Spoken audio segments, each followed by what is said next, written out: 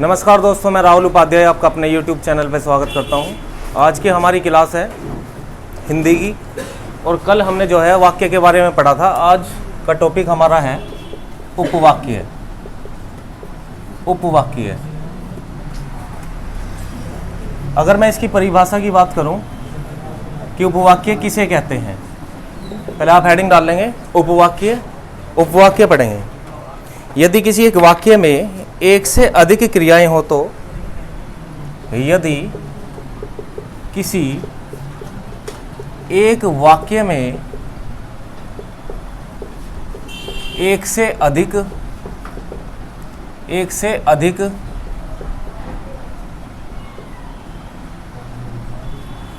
क्रियाएं हो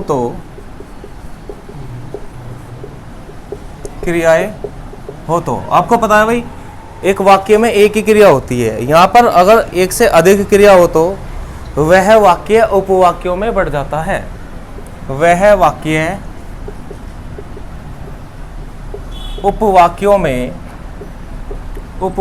में बट जाता है। वह वाक्य उपवाक्यों में बट जाता है।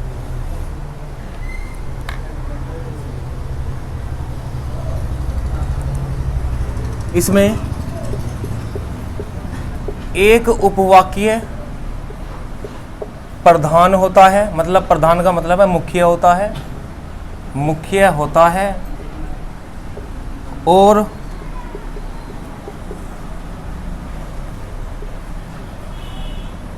कुछ उपवाक्य आश्रित होते हैं। ये इसकी परिभाषा है भाई, ठीक है। उपवाक्य की, उपवाक्य वहाँ होगा जहाँ एक से अधिक क्रिया होंगी किसी में, ठीक है।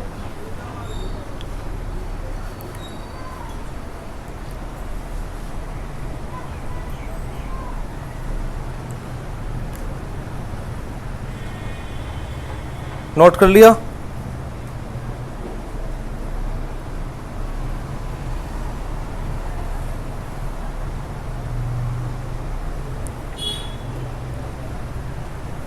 नोट कर लिया?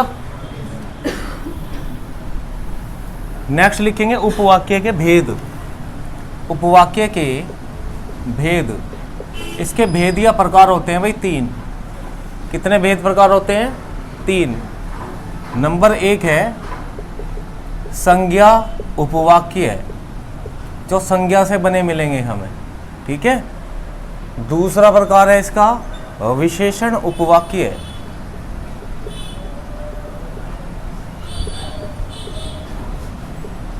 एक तो है संज्ञा उपवाक्य, दूसरा है विशेषण उपवाक्य, और तीसरा है क्रिया विशेषण उपवाक्य। क्रिया विशेषण उपवाक्य, ये तीन प्रकार हैं इसके, ठीक है। आसान सा टॉपिक है, बस उपवाक्य इनमें हमें पहचानना है कि कौन सा है। जैसे आपको जो है कोई सा भी उपवाक्य दे देगा और इसमें आपसे बोलेगा कि बताओ इसमें कौन सा उपवाक्य है, संज्ञा है, विशेषण है या क्रिया विशेषण है। तो हम इसको एक एक करके जानेंगे। सबसे पहले हम पढ़ेंगे संज्ञा उपवाक्य के बारे में। देखो भाई, ये जो संज्ञा उपवाक्य है ना, संज्ञा को मैंने आपको अच्छे से समझा रखा है। किसी भी वस्तु का नाम है ना, किसी स्थान का नाम, ये सब क्या है? संज्ञा है। तो इसमें इसकी मैं डायरेक्ट पहचान बता रहा हूँ अभी आपको। पहचान, इसमें पहचान जो होगी ना, वो वाक्य की से जुड़ा हुआ होगा। वो वाक्य की से जुड़ा हुआ होगा।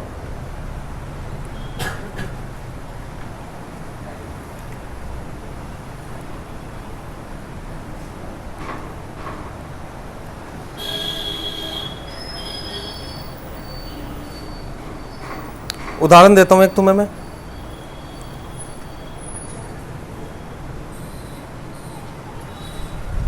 मेरा विचार है कि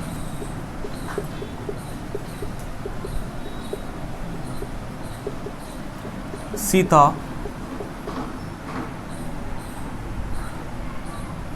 ईमानदार है।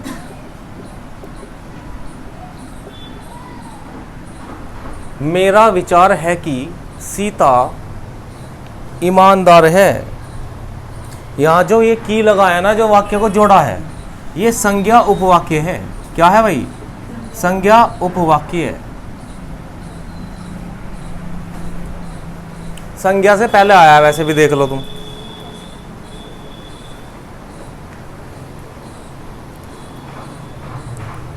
ठीक है, मतलब पहचान इसकी यही है कि इस पे जुड़ा हुआ होगा।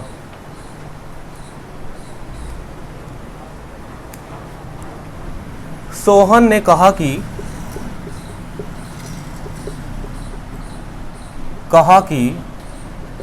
मोहन कल मुंबई जाएगा। सोहन ने कहा कि मोहन कल मुंबई जाएगा।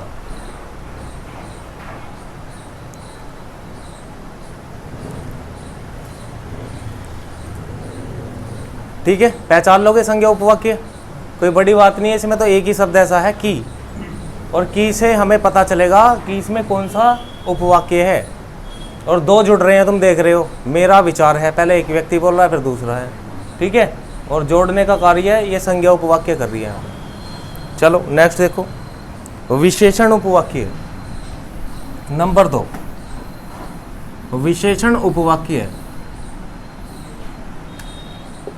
विशेषण उपवाक्य है। देखो मैंने आपको ये विशेषण का भी टॉपिक पढ़ा रखा है। बताओ किसे कहते हैं विशेषण? हाँ, जो किसी चीज की विशेषता बताए वो क्या है? तो विशेषण है। ठीक है, तो यहाँ पर विशेषण ही उपवाक्य में पढ़ना है। तो इसकी मैं डायरेक्ट पहचान लिखवा रहा हूँ, लिखेंगे पहचान इसकी भी।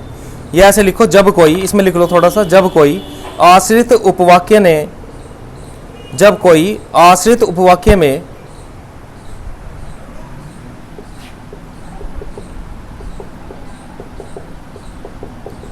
आश्रित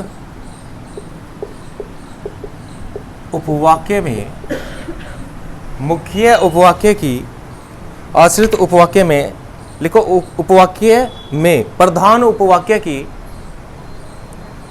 प्रधान मतलब मुख्य है, उपवाक्य की विशेषता बताए, विशेषता बताता है।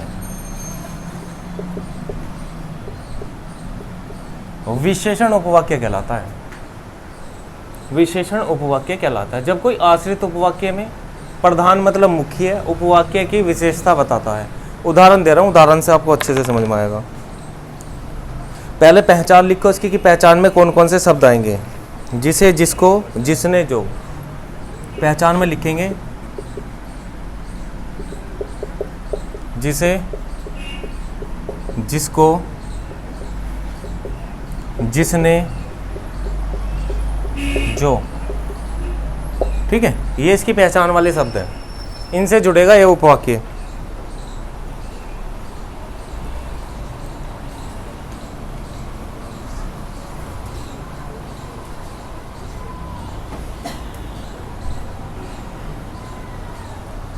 मैंने वह फल खाया, मैंने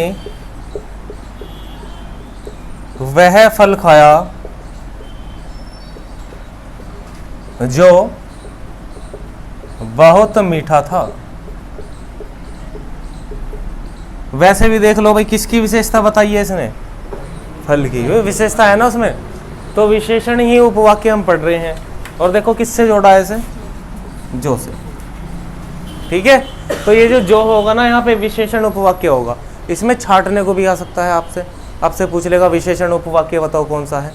तो यहाँ पर जो है, और देख लो, मैंने वह फल खाया, फल की विशेषता बताई है कि बहुत मीठा है ना। और यही तो विशेषण है, जिसकी विशेषता बताई जाती है उसे तो विशेषण कहते हैं।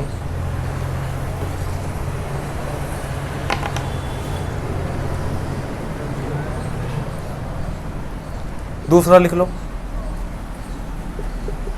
वह फल कहाँ है जो आप लाए थे। वह फल कहाँ है जो आप लाए थे। दिखाई दे रहा है भाई इसमें? ठीक है, देखो और ऐसे नहीं कि केवल जो से ही जुड़ेगा, ये पहले ही पहचान लिखवा दिया है मैंने, ठीक है। मैंने तो एग्जाम्पल दिए आपको जो वाले, जिसने, जिसको, जिसे, ये आ सकता है, ठीक है, पहचान में, ठीक है। जब प्रैक्टिस करेंगे तो इस तरीके के सवाल आएंगे सामने। अब जो जो एग्जाम्पल हैं, एक दो एग्जाम्पल वे जो के दे दिए मैंने आपको। नेक्स्ट लिखेंगे क्रिया विशेषण। नेक्स्ट लिखो नंबर 3, क्रिया विशेषण उपवाक्य। क्रिया विशेषण उपवाक्य, ये ऐसे टॉपिक है भाई हिंदी में जिन्हें कोई नहीं करता, और इनसे सवाल छुट जाते हैं फिर हमारे, ठीक है। तो छुड़वाऊंगा कुछ नहीं, वो तुम्हारी मर्जी कि तुम्हें कितना करना है। अगर पूरे के पूरे नंबर करने हैं तो ये टॉपिक ऐसे हैं आपको करने पड़ेंगे फिर, ठीक है। जो नहीं चाहता करना वो उनके लिए नहीं करवा रहा मैं। जो ऊपर ऊपर से सोच रहा है कि संधि समास और ये मैं कर लूँगा तो ये मेरी कंप्लीट हो जाएगी वर्णमाला, तो हिंदी व्याकरण कंप्लीट हो जाएगी, नहीं, क्वेश्चन यहाँ से भी छूट सकता है भाई, ठीक है। ये ऐसे टॉपिक हैं, वाक्य, उपवाक्य, वाच्य, जो मैं करा रहा हूँ ना, ये ऐसे टॉपिक हैं कि हिंदी व्याकरण आपकी, अब जो व्याकरण चल रही है ना हिंदी व्याकरण, वो पूरी की पूरी कंप्लीट होगी अब इससे, है ना। एक एक टॉपिक करा रहा हूँ, इससे बाहर फिर कुछ नहीं है, कहीं भी किसी भी तरह का टॉपिक हो, ठीक है। चलो क्रिया विशेषण में लिखेंगे उपवाक्य। लिखो जब कोई आश्रित उपवाक्य, जब कोई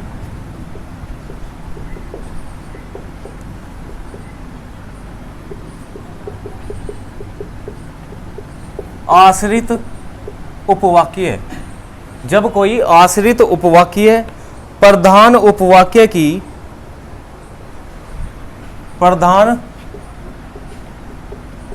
उपवाक्य की क्रियापद की विशेषता बताए, विशेषता बताए, क्रिया विशेषण उपवाक्य कहलाता है। क्रिया विशेषण उपवाक्य कहलाता है।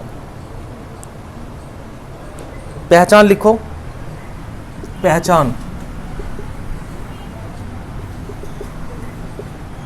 यद्यपि, यद्यपि, जहां वहां जिधर, जहां वहां जिधर उधर, इसलिए, इसलिए, क्योंकि, क्योंकि, जितना, आदि, ऐसे शब्द यहाँ पर आ सकते हैं, ठीक है। पहचान मैंने आपको बता दी है। क्रिया विशेषण उपवाक्य को कैसे पहचानेंगे, ये तो एक पहचान है।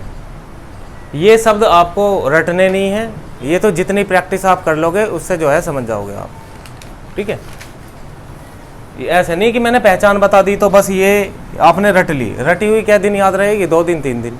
जब तक आप इन चीज़ों की प्रैक्टिस नहीं करोगे तब तक ये बढ़िया नहीं होगा फिर चैप्टर आपका, ठीक है। प्रैक्टिस के लिए सवाल दे रखे हैं, बुकों में भी इतने नहीं हैं, मैं तुम्हें बात बताऊं, ठीक है। खुद से आपको जो है अलग अलग बुक से छाट के देखने हैं, और फिर इसके बाद में ये क्रिया विशेषण उपवाक्य के 2-4 सवाल आपको हर एक बुक में मिल जाएंगे, ज़्यादा प्रैक्टिस के लिए बता रहा हूँ, ठीक है। ऑनलाइन भी आप पढ़ सकते हैं इसे। चलो इसमें एग्जाम्पल देता हूँ, लिखो उदाहरण। जब वर्षा हो रही थी तब मैं कमरे में था। इसमें तब भी लिखवाया मैंने, तब और लिख लो। जब वर्षा हो रही थी तब मैं कमरे में था।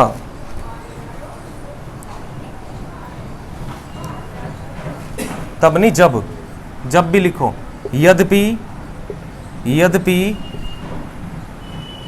अगला एग्जाम्पल लिखो। यदि परिश्रम करोगे, यदि भी छोड़ो, ये लिखो। यदि परिश्रम करोगे, करोगे तो जरूर सफल होगे।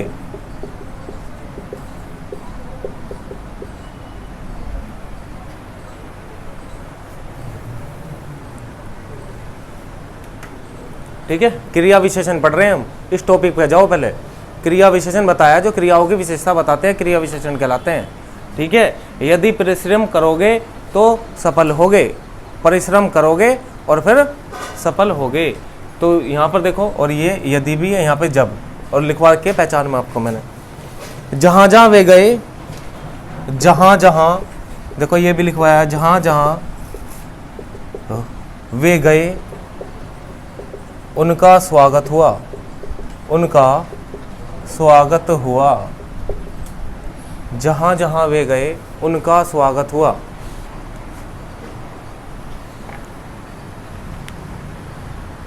ठीक है, उपवाक्य के 3 ही भेद थे और 3 मैंने आपको कंप्लीट करा दिए। ठीक है भाई, ये उपवाक्य का टॉपिक हुआ कंप्लीट। चलो अब हम नेक्स्ट टॉपिक पे चलते हैं। अब हमारा नेक्स्ट टॉपिक है, हमने वाक्य पढ़ लिए, उपवाक्य पढ़ लिए, अब पढ़ेंगे हम शब्द।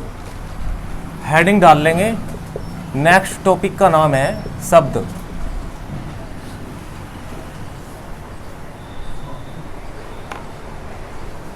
परिभाषा क्या है इसकी?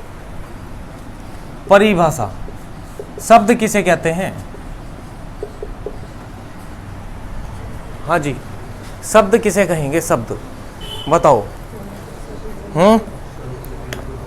ये वही है, वर्णों के व्यवस्थित समूह को बोलते हैं हम शब्द। वर्णों के व्यवस्थित समूह को, जैसे वर्णमाला कह रहे थे ना, वर्णों के व्यवस्थित समूह को ही वर्णमाला कहते हैं, और वर्णों के व्यवस्थित समूह को शब्द भी कहते हैं, समूह को शब्द कहते हैं। व्यवस्थित समूह का मतलब है कि उसका अर्थ निकलना चाहिए शब्द का। यहाँ पे अर्थ ये है इसका, उसका क्या निकलना चाहिए भाई? अर्थ निकलना चाहिए। जैसे मैं कुछ भी शब्द लिख दूं यहाँ पे, जैसे मैंने लिख दिया महल, इसका अपना एक अर्थ है।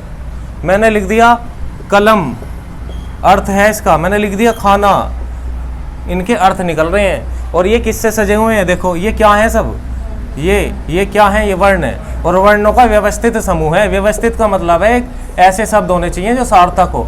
सार्थक का मतलब कल आपको क्या बताया था? जिनका कोई अर्थ निकलता हो, जिनका कोई अर्थ निकलता हो, अर्थ हो, वो कैसे शब्द हैं? वो सार्थक शब्द हैं। तो यहाँ पर इनका अर्थ निकल रहा है? अगर मैं ऐसी लिख दूं मल, कुछ भी ऐसे लिख दिया, मतलब उठ पटांग लिख दिया, उसे व्यवस्थित नहीं करा, ऐसे क्रम में व्यवस्थित नहीं करा जिसका कोई अर्थ नहीं है, तो फिर वो जो है शब्द नहीं है। वो क्या नहीं है? शब्द नहीं है। अब देखो यहाँ भी वर्णों का तो मेल है, लेकिन इसका कोई अर्थ नहीं है। समझ में आई बात? तो हमें ऐसे क्रम में सजाना है जिसका एक सार्थक अर्थ निकले, ठीक है, और वो कहलाएगा शब्द। अब देखो इनके अर्थ हैं अपने, महल, कलम, खाना पीना सोना, है ना, सबके अपने अपने अर्थ हैं। चलो खैर,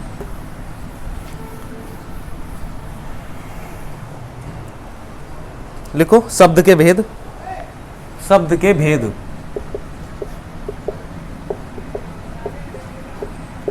अर्थ के आधार पर, अर्थ के आधार पर भेद कितने हैं? 4।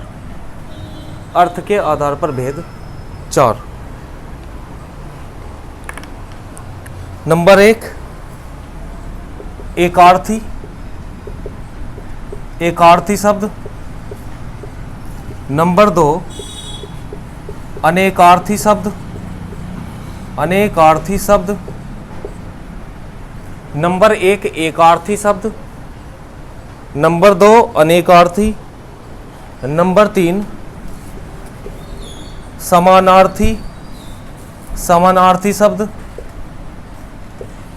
समानार्थी शब्द। और नंबर 4 विपरीत आर्थी शब्द। ठीक है, यही 4 प्रकार हैं इसके, ये 4 प्रकार हैं शब्द के। ये तुमने देखे भी होंगे ऐसे शब्द आते हुए पेपर में। कोई शब्द दे दिया, आपसे कहेगा कि इसका समानार्थी शब्द बताइए, है ना। कोई एक शब्द दे दिया, उसका अनेकार्थी शब्द बताइए। देखो दोनों में अंतर है इनमें, अनेकार्थी में भी और समानार्थी में भी। एकार्थी मतलब जिसका एक ही मीनिंग हो, सिर्फ समझ लो ध्यान से, फिर हम एक एक के बारे में चलेंगे। एकार्थी का मतलब है जिसका सिर्फ एक ही अर्थ हो, इसके अलावा उसका कोई अर्थ हो ही नहीं सकता। ठीक है, जैसे नदी है, नदी का एक ही अर्थ है बस। ठीक है, कोई भी हम जैसे नाम लेंगे, अभी एग्जाम्पल में देंगे। अनेकार्थी जिसके एक ही तो शब्द हो और अनेक क्या हो, अर्थ हो। जैसे तुम पढ़ते हो कनक कनकते सोगुनी मादुकता दिखाए, जो खाए बोराए जो पाए बोराए, है ना। ये वाला आप यमक अलंकार में पढ़ते हो भाई, अलंकार में। ठीक है, तो उसमें हमें क्या बताना पड़ता है, कनक एक ही शब्द है। कैसा शब्द है, एक ही शब्द है, लेकिन इस शब्द का अर्थ दो हैं। ठीक है, एक तो है धतूरा और एक है सोना। ठीक है, अलंकार का टॉपिक हम पढ़ेंगे अभी, धतूरा और सोना। तो ये अनेकार्थी शब्द है। ठीक है, समानार्थी वे शब्द होते हैं जो पर्यायवाची याद करते हैं। विपरीतार्थी ये वही हैं, विलोम शब्द। ठीक है, अब देखो इनके बारे में मैं आपको समझा रहा हूं। बाकी विलोम शब्द और ये समानार्थी मतलब पर्यायवाची याद तो आपको ही करने हैं, लेकिन ये टॉपिक है, देख लो इसे समझा के, और फिर मतलब अंतर तो इनमें पता होना चाहिए। तो ये टॉपिक हमारा आज है, 4 इसके प्रकार हैं, एक एक के बारे में जानेंगे, हेडिंग डालेंगे। एकार्थी शब्द,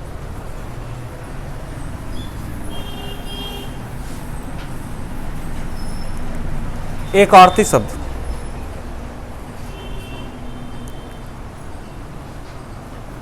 देखो, जिन शब्दों के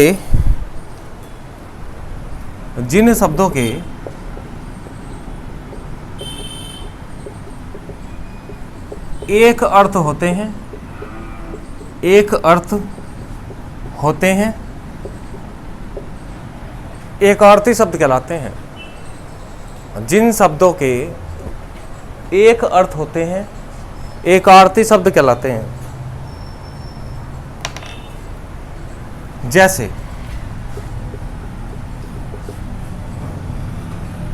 गंगा, जैसे गंगा, जनवरी फरवरी,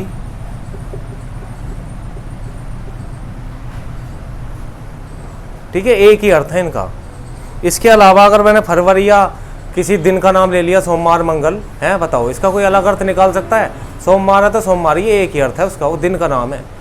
फरवरी जनवरी हमने ये नाम लिया है तो ये महीने का है। इससे आदमी क्या समझेगा, अगर नाम ले रहे हैं तो ये मंथ का है, बस एक ही अर्थ निकालेगा। निकालेगा नहीं निकालेगा? अगर मैं गंगा की बात कर रहा हूँ तो गंगा का सिर्फ एक ही अर्थ निकालेगा।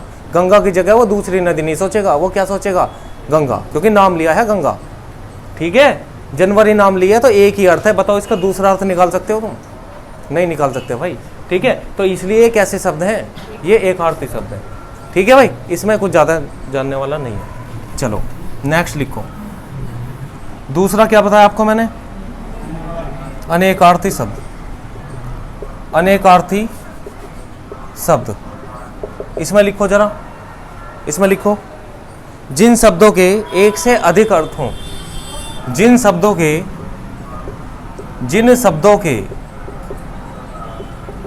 एक से अधिक अर्थ हों, एक से अधिक अर्थ हों, वे क्या कहलाएंगे, वो कहलाएंगे अनेकार्थी शब्द। एक से अधिक अर्थ, देखो पहले तो उदाहरण ये लिख लो जो अभी दिया था मैंने, कनक, एक ही शब्द है लेकिन अर्थ इसके दो हैं, धतूरा और सोना बताया था। कर, कर, देखो इस कर के दो अर्थ हैं, इसके कर के भी दो अर्थ है, बताओ भाई, है जी? हाँ, एक तो हाथ और दूसरा एक टैक्स। टैक्स को भी तो बोलते हैं हम कर, वही है ये।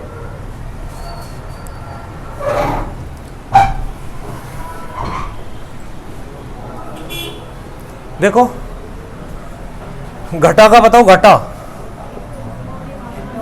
है, हाँ, एक तो बादल से संबंधित है और दूसरा घटा मतलब माइनस, है ना, कम कम करना, तो दो अर्थ इसके भी हैं।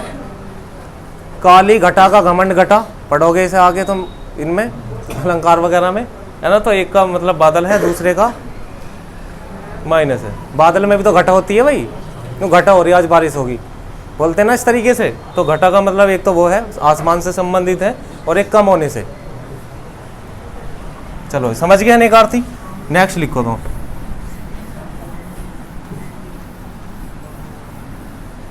नेक्स्ट लिखेंगे समानार्थी।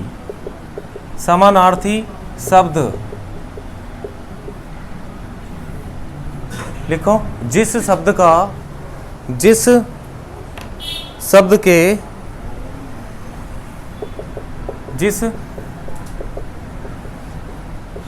के समानार्थी अनेक शब्द हों। जहां शब्द अनेक परंतु अर्थ नहीं, शब्द एक अर्थ अनेक। जिस शब्द के अनेक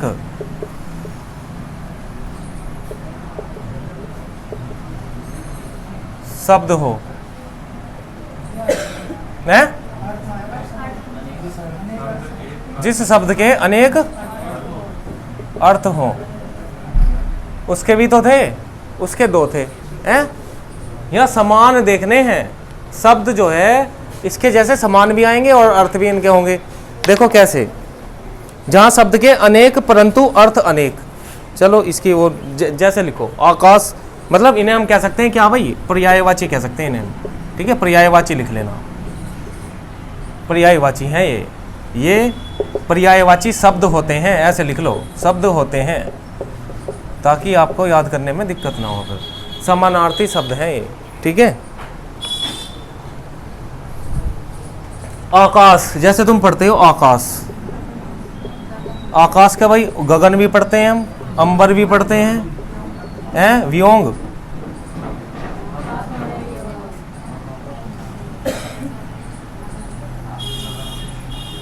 आकाश का आसमान भी पढ़ते हैं। हाँ, ये भी समानार्थी शब्द है इसका।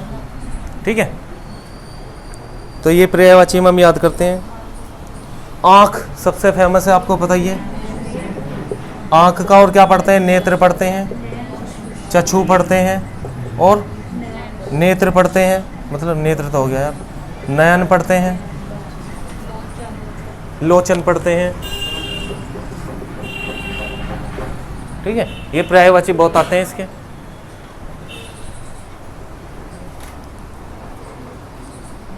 बादल का बताओ, शाबाश। एक तो मेघ हो गया, जलधर, और बताओ, ये दो याद कर रखे हैं तुमने।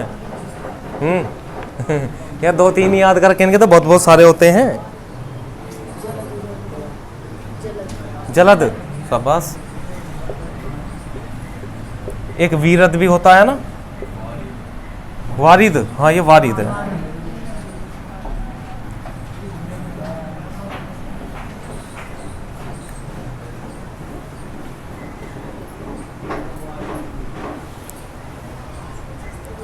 ठीक है, कर लिया नोट भाई। चलो नेक्स्ट लिखेंगे नंबर 4, विपरीतार्थी शब्द।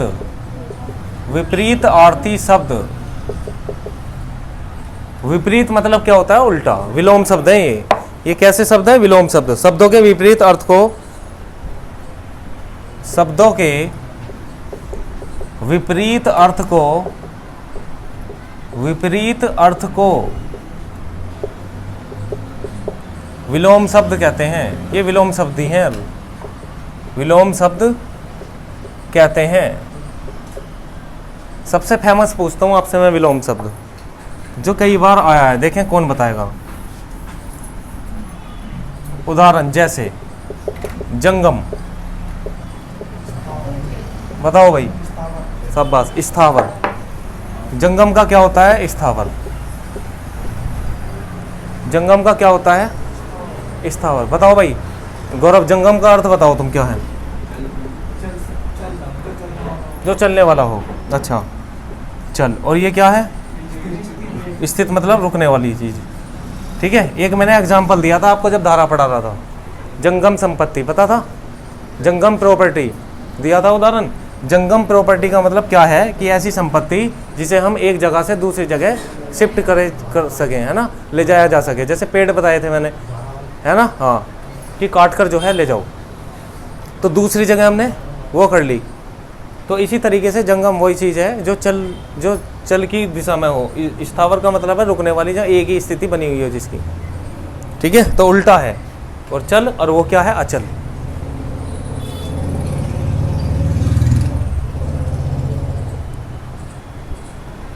ठीक है, बहुत सारे हैं ऐसे, तो कर लोगे अब तो इसे। ये तो विलोम शब्द बताए मैंने आपको, ठीक है। चलो नेक्स्ट देखो, ये हो गए 4 प्रकार, और ये हमने पढ़े थे किसके आधार पर, अर्थ के आधार पर। अब दूसरा पढ़ेंगे हम, लिखेंगे, ये तो अर्थ के आधार पर है। दूसरा लिखेंगे उत्पत्ति के आधार पर। रचना या उत्पत्ति, रचना या उत्पत्ति के आधार पर भेद। रचना या उत्पत्ति के आधार पर भेद, ये होते हैं 3 भेद होते हैं। कितने भेद होते हैं? 3 भेद होते हैं रचना या उत्पत्ति के आधार पर। एक तो आपने रूढ़ शब्द सुने होंगे, सुने हैं भाई, रूढ़ शब्द, ये भी बहुत आते हैं पेपर में कि निम्नलिखित में से बताओ रूढ़ शब्द छांटने के लिए, ठीक है। दूसरा आपने यौगिक शब्द पढ़े होंगे, यौगिक शब्द है ना, किताब में तो देखे ही है, रूढ़ शब्द, यौगिक शब्द, और एक होता है योग रूढ़। कौन सा होता है? योग रूढ़। योग रूढ़ शब्द, तो ये है उत्पत्ति के आधार पर, यानी कि रचना के आधार पर। नोट करें जल्दी से इसे।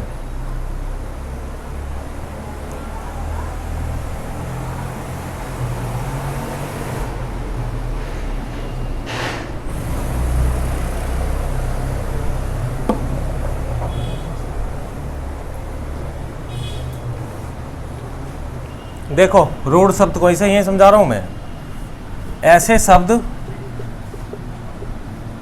जिन्हें तोड़ न सके, ये कैसे शब्द हैं? ये हैं रूढ़ शब्द, जिन्हें तोड़ नहीं सकते। उदाहरण देता हूँ, उदाहरण जैसे कुर्सी, मेज, चावल, खेत, ऐसे शब्द हैं जिन्हें हम तोड़ नहीं सकते, ठीक है। ऐसे शब्द जिन्हें तोड़ा नहीं जा सकता वो रूढ़ शब्द कहलाते हैं। तोड़ने का मतलब क्या है कि इन्हें तोड़ के इनके दोनों के अर्थ नहीं निकाल सकते, जैसे संधि विच्छेद करते थे।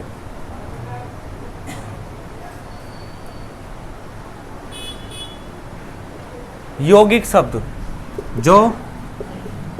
जिसे 2 शब्दों में तोड़ा जा सके या 2 शब्दों से मिलके बना शब्द यौगिक शब्द है। 2 शब्दों से मिलके बना शब्द वो यौगिक है। या ऐसे लिख लो, जिसे 2 शब्दों में तोड़ा जा सके, वो कैसा शब्द है? यौगिक शब्द है। देखो कैसे, एक उदाहरण इसके भी ले लो। हाँ जी बताओ। बिल्कुल, पाठशाला। देखो कैसे तोड़ेंगे, पाठ प्लस शाला। दूसरा देख लो, हिमालय, हिम प्लस आल्य। आल्य मतलब घर होता है, शाला का मतलब भी यही है कि शिक्षा का घर, ठीक है। हिम मतलब बर्फ का घर, हिमालय, ठीक है। पुस्तकालय, ऐसे ऐसे, विद्यालय, विद्या प्लस आल्य, ठीक है। तो ये सारे के सारे कैसे शब्द हैं? यौगिक शब्द हैं, यौगिक शब्द हैं ये।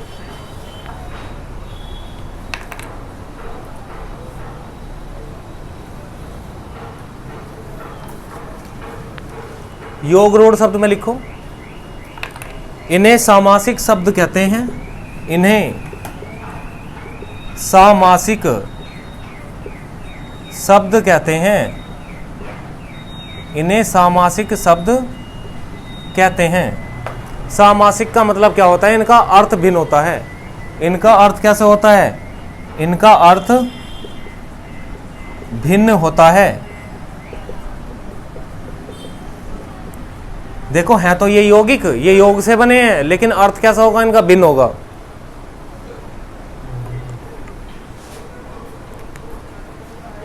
जैसे मैंने आपको समास पढ़ाया था, समास याद है तुम्हें? समास में तो मैंने आपको ये बताई थी, एक बताया था बहुवीरी समास, ध्यान करो।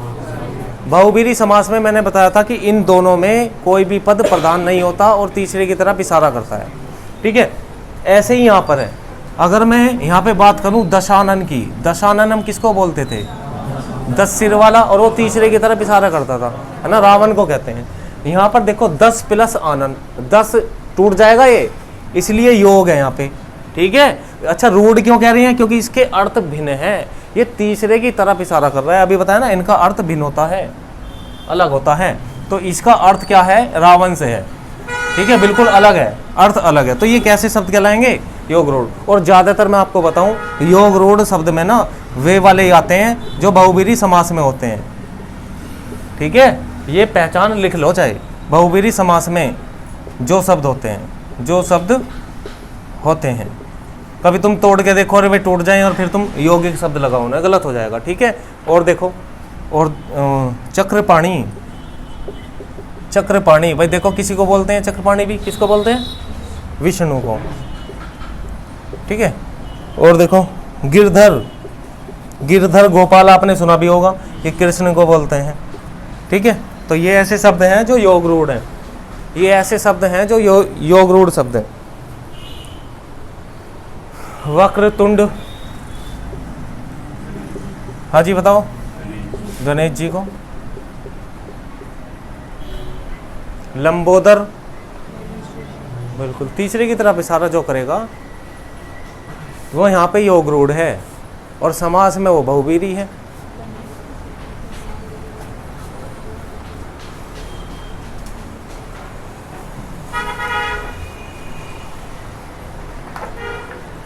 तो ये हमारा जो है शब्द का टॉपिक भी हुआ कंप्लीट। ठीक है, यहाँ से भी शब्द आते हैं, इनके बारे में हमें जानकारी होनी बहुत ज़रूरी थी। तो उम्मीद है ये वीडियो आपको अच्छी लगी होगी। अगर अच्छी लगी है तो प्लीज़ ज़्यादा से ज़्यादा लाइक करें, शेयर करें और दोस्तों को सब्सक्राइब करें। धन्यवाद, जय हिंद।